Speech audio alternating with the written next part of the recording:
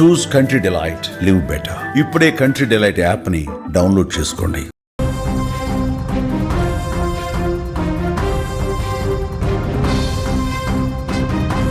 పాముకు పాలు పోసి పెంచితే అది ఎప్పుడో ఒకప్పుడు యజమానినే కాటేస్తుంది. పాకిస్తాన్ విషయంలో ప్రపంచానికి జరుగుతోంది అదే. భారత్ ఎప్పటి నుంచో మొత్తుకుంటోంది కూడా. మోదీ గొంతు చించుకుంటుంది కూడా అదే విషయం గురించి. పాకిస్తాన్ ఉగ్రవాద కర్మాగారం అని. అప్పుడు వినని ప్రపంచం ఇప్పుడు సిడ్నీలో శవాలను చూసి ఉలిక్కి పడుతోంది. పెహల్గాంలో మన వాళ్ళు చనిపోయినప్పుడు ఎంత బాధపడ్డామో ఇప్పుడు ఆస్ట్రేలియా కూడా అదే బాధను అనుభవిస్తోంది. ఎందుకంటే సిడ్నీ మారణ హోమం వెనుక ఉన్నది సాక్షాత్తు ఒక పాకిస్తానీ. సిడ్నీలోని బాండీ బీచ్లో నిన్న ఏం జరిగిందో మనం చూసాం. అమాయకుల మీద కాల్పులు జరిపింది ఇద్దరు వ్యక్తులు. ఒకరు తండ్రి సాజిద్ అక్రమ్, రెండో వాడు కొడుకు నవీద్ అక్రమ్, 24 సంవత్సరాల కొడుక్కి. ఇక్కడ గమనించాల్సిన విషయం ఏంటంటే పోలీసుల కాల్పుల్లో చనిపోయిన తండ్రి సాజిద్ అక్రమ్ ఆస్ట్రేలియాలో ఉంటున్నా కాల్పుల్లో పాల్గొని గాయపడిన కొడుకు నవీద్ అక్రమ్ మాత్రం పక్కా పాకిస్తానీ. ఇతని దగ్గర పాకిస్తాన్ దేశానికి చెందిన ఐడీలు దొరికాయి. ఉగ్రవాదాన్ని ఎగుమతి చేయటం పాకిస్తాన్కు వెనతో పెట్టిన విద్య అని ఇంకొకసారి రుజువైపోయింది. ఇదేమీ యాదృచ్ఛికం కాదు, పక్కా ప్లాన్. భారత్లోని పెహల్గాంలో అమాయక యాత్రికులపై ఉగ్రవాదులు ఎలాగైతే విచక్షణారహితంగా కాల్పులు జరిపారు, అచ్చం సేమ్ సీన్ ఇక్కడ రిపీట్ అయిందని చెప్పాలి. సిడ్నీలో అక్కడ మన యాత్రికులు, ఇక్కడ యూదుల పండుగ జరుపుకుంటున్నటువంటి సామాన్యులు. పెహల్గాంలో నెత్తుటి ఏరులు పారించినట్టే సిడ్నీ బీచ్ను కూడా రక్తసిక్తం చేసేశారు. తుపాకీ గొట్టం మారింది కానీ దాని వెనుక ఉన్న పాక్ వక్ర బుద్ధి ఏమాత్రం మారలా. పవిత్రమైన పండగ రోజున విషం చిమ్మటం పాకిస్తాన్ ఉగ్రవాదుల నైజంగా ఇక్కడ కనిపిస్తోంది. భారత్ ఈ బాధను ఎన్నో ఏళ్లుగా భరిస్తూనే ఉంది. పాక్ ఉగ్రవాదుల తూటాలకు ఎంతోమంది భారతీయ మహిళల నుదుటిన ఆ సింధూరం కూడా చెరిగిపోయినటువంటి పరిస్థితి. బిడ్డలు తండ్రి లేని అనాథులయ్యారు. అప్పుడు మనం ఏడుస్తుంటే ఇది మీ సరిహద్దు గొడవ, ఇది మీ గొడవ, మీ 2 దేశాల గొడవ అని ప్రపంచం సరిపెట్టుకున్నటువంటి పరిస్థితి ఉంది. కానీ ప్రధాని మోదీ ఎప్పుడో హెచ్చరించారు, ఉగ్రవాదానికి దేశం లేదు, మతం లేదు, అది మానవాళికి పెద్ద శత్రువై కూర్చుంది. పాకిస్తాన్ దాని అడ్డ. ఉగ్రవాదుల్ని పెంచి పోషించడం, తయారు చేయటం, దేశాల మీదకు ఉసిగొల్పటం పాకిస్తాన్కి అలవాటైన పని. ఆ పాకిస్తాన్ని నిలువరించాలి, ఆ పాకిస్తాన్ని కఠినంగా ప్రపంచం ముందు దోషిగా నిలబెట్టాలని చెప్పి ప్రధాని మోదీ ఎప్పటి నుంచో చెప్తున్నారు. వాళ్ళ ఆట కట్టించాల్సిందే, వాళ్ళ నడ్డి విరచాల్సిందే, వాళ్ళ మీద ఆంక్షలు పెట్టాల్సిందే అని చెప్పి ప్రధాని మోదీ చాలా స్పష్టంగా చాలా సందర్భాల్లో చెప్పినటువంటి పరిస్థితి. కానీ ప్రపంచం అప్పుడు లైట్ తీసుకుంది. పర్యవసానమే ఇప్పుడు ఈరోజు జరుగుతున్నటువంటి ఘటనలు. ఆస్ట్రేలియా సిడ్నీలో బాండీ బీచ్లో 16 మంది చనిపోయారంటే దానికి కారణం ఉగ్రవాదం. ఆ ఉగ్రవాదాన్ని పెంచి పోషించింది పాకిస్తాన్. మోదీ మాటలు నిజమయ్యాయి కదా, అక్షర సత్యమయ్యాయి. మన పెహల్గాం, నేడు సిడ్నీ, రేపు ఇంకొక దేశం కావచ్చు, ఇంకొక దేశంలో కూడా చొరబడి ఇదే విధంగా విచక్షణారహితంగా పాకిస్తాన్ ఉగ్రవాదులు కాల్పులు జరిపితే రక్షణ ఉందా? సామాన్య ప్రజానీకానికి రక్షణ ఉందా అన్నది కూడా ఇక్కడ ఆలోచించాల్సినటువంటి విషయం. అసలు పెహల్గాంలో కన్నీళ్లు, ప్రతి ఒక్క భారతీయుడు గుండె తడి ఆరినటువంటి పరిస్థితి. చాలా బాధపడ్డ పరిస్థితి. ఎందుకంటే తుపాకీని పెహల్గాంలో మన భారతీయ యాత్రికుల మీద తుపాకీ పట్టుకొని ఇక్కడ పాయింట్ బ్లాంక్లో పెట్టి, నువ్వు హిందువా ముస్లిమా, ఏమైనా డౌట్ వస్తే నీ ప్రైవేట్ పార్ట్స్ చూపించు, పిల్లల ముందు, భార్య ముందు ఎంత దుర్మార్గంగా ప్రవర్తించి 26 మందిని చంపేశారండి. చాలా బాధాకరం. దేశం మొత్తం కూడా ఒక్కసారి రక్తం మరిగిపోతుంది. పాకిస్తాన్ ఉగ్రవాదుల్ని ఇంకా ఎన్నాళ్ళు మనం భరించాలని చెప్పి ప్రతి ఒక్క భారతీయుడు కూడా ఆ బాధని పంటి బిగువన భరించినటువంటి పరిస్థితి.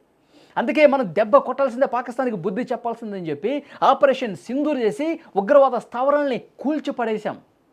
కానీ వీళ్ళకి ఇంకా బుద్ధి రావట్లా. ఎందుకంటే ప్రపంచం పాకిస్తాన్ అనేటువంటి ఒక వక్ర బుద్ధి కలిగినటువంటి దేశాన్ని వెలివేయాలి, ఏ దేశం నుంచి కూడా సహకారం అందించకూడదు. అప్పుడు మాత్రమే వాళ్ళకి బుద్ధి వస్తుంది. అప్పుడు మాత్రమే ప్రపంచంలో ఒక సరైన శిక్ష వేసినట్టు ఉంటుంది. ఇప్పటికైనా ప్రపంచం మేల్కోవాలండి. పాక్ని వెంటేసుకుని తిరిగే అమెరికా అధ్యక్షుడు డొనాల్డ్ ట్రంప్ లాంటి వాళ్ళు ఇప్పటికైనా కళ్ళు తెరిచి పాకిస్తాన్ ఎలాంటి దేశం, పాకిస్తాన్ వల్ల ఎలాంటి ఇబ్బందులు ఉన్నాయి, ఉగ్రవాదులు ఏ విధంగా దేశాల మీద చొరబడి అమాయకులను చంపేస్తున్నారు, డొనాల్డ్ ట్రంప్ గారు వినండి. ఇప్పటికైనా ఈ మారణ హోమాన్ని చూడండి. ఇలాంటి దేశానికా మీరు సఖ్యతగా ఉండేది, ఇలాంటి దేశాలతోనా మీరు స్నేహం చేసేది? ఒక్కసారి ఆలోచన చేయండి అని చెప్పి ప్రతి ఒక్కరూ అడుగుతూ ఉన్నారు. పాకిస్తాన్ అనే ఉగ్రవాద ఫ్యాక్టరీని ఇక మూసేయకపోతే సిడ్నీ లాంటి దృశ్యాలు భవిష్యత్తులో, ఇలాంటి దృశ్యాలు పెహల్గాం, సిడ్నీ లాంటి దృశ్యాలు ఇంకా చాలా చూడాల్సి వస్తుంది. పెహల్గాం గాయం మానకముందే సిడ్నీలో తగిలిన దెబ్బ పాకిస్తాన్ అసలు స్వరూపం ఏంటో బయటపెట్టిందిగా. సిడ్నీ మృతులకు నివాళులర్పిస్తూ ఉగ్రవాదంపై భారత్ చేస్తున్న పోరాటానికి ప్రపంచం ఇప్పుడు జత కట్టాల్సిన సమయం ఉంది.